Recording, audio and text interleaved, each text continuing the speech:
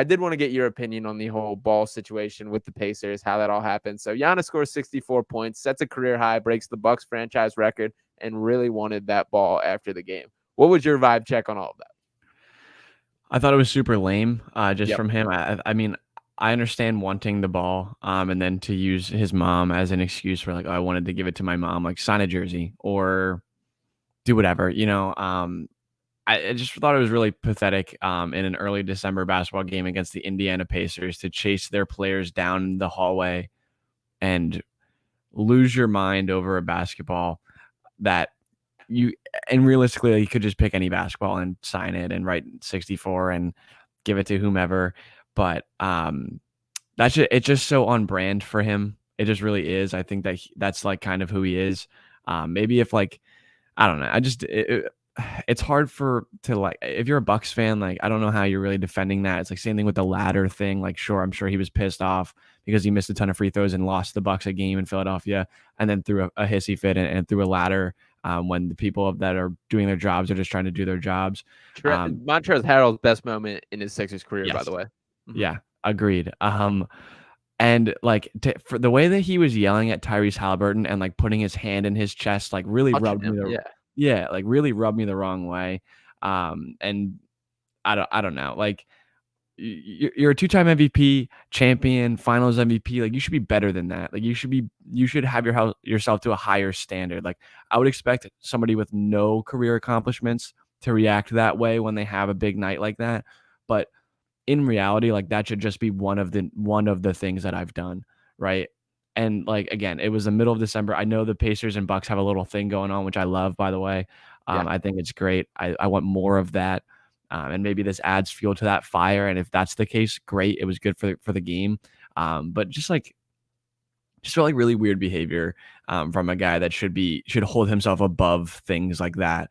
And I loved what Pat Bev said on his podcast. Yes, sir. I'd peel that bitch like an orange before he Yeah, got his hands on it. I they love pop the that. thing. Yeah. Yeah, I love that. But I that's really yeah. really weird. I do love that from Pat Bev, absolutely, and I would have loved nothing more than, like, a Pacers player to have walked out of that locker room with just, like, the ball completely deflated, like, that would have been hilarious, and by the way, like, I believe Pat Bev would have done that, I could 100%. Yeah. absolutely see him doing that, but yeah, I'm pretty much out on Giannis as far as, like, this is a guy who his reputation and he really was, like, one of the most likable players in the league for quite some time, and it feels like he's, like, completely fallen off that pedestal to me, that it feels like these are like regular actions of him overreacting, him doing things. And it's one thing to be competitive and another thing to like overstep. And now, like for this situation specifically, for starters, I'm pretty pro pettiness all around in the situation. That I do love the beef between the two teams. And we understand the backstory from the play or from the in-season tournament and everything that goes along with it. I don't have any issue with Giannis stat padding. And yes, he was very clearly stat padding to get to those 64 points. He checked in. The Pacers did go on a little bit of a run to cut the deficit, but it was still a double-digit game when he checked back in with like 2 minutes left to go, and that ultimately got to that 64. I believe he left with 58 right before that, so he got 6 more points, including a dunk that was one of those that like you know what you're doing, like you know that you're going for this, and I don't have an issue with you going for the franchise record. I also don't have an issue with the Pacers having a problem with you going for the franchise record because I would have felt disrespected in those shoes as well. So I'm cool with that. I'm cool with them taking the ball. And then for Giannis to kind of lash out on it, I get it. You want the ball. That's understandable. I do think the Oscar Tshiebwe stuff is pretty convenient. I guess I'll put it that way. And by the way, big Oscar, man, like you look at that guy's Instagram, it is nothing but youth groups and church retreats and like one of the nicest guys and has been. I followed him for Kentucky during his time at Kentucky for a little bit. So I hate him kind of being thrown into the mix. I love that the Pacers were about it. I'm in on this Pacers team. But I guess my overarching point in this is I think Giannis cannot be looked at as like the nice guy of the NBA in the way that he was for so long. Yeah, I mean, we've been known this, Yeah.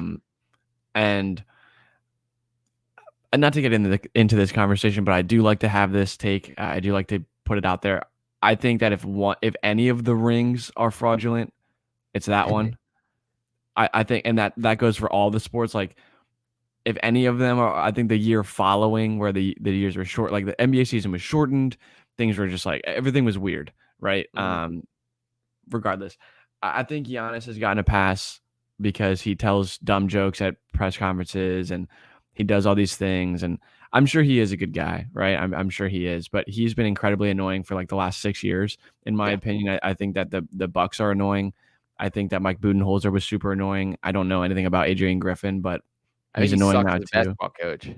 Yeah, I think he sucks. I think Giannis has like always been a complainer and like has gotten away with being like kind of vicious at times towards people and officials and other players and coaches, and like just because he's like I don't know, just because he has a nice story, and they made a movie about him, that he can just get away with that shit. It bothers me because like Joel, not to say that they have similar upbringings, but not to compare the two, but Joel is in a entirely different boat in the way that he's perceived and the way Yeah, that people go about talking about him, and the way that he's treated by the media and the general public.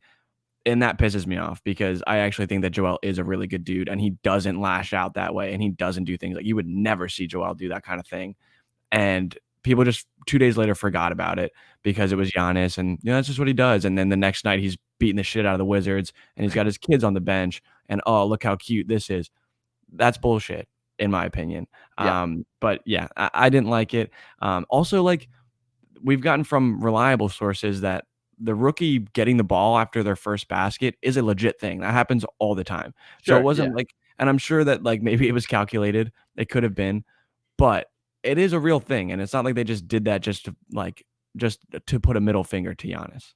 Yeah. Well, I think the asterisk I'll throw in there is because it wasn't his first bucket that he did score in the in-season tournament, and he Was it? also he had Sorry. a free throw. He had a free throw, so he had 1 point. Okay. So in the books, I guess it officially is. To me, I felt like this was convenient. Maybe I agree that that's definitely a thing. It felt like it didn't quite apply to the moment. Is I guess my take on that.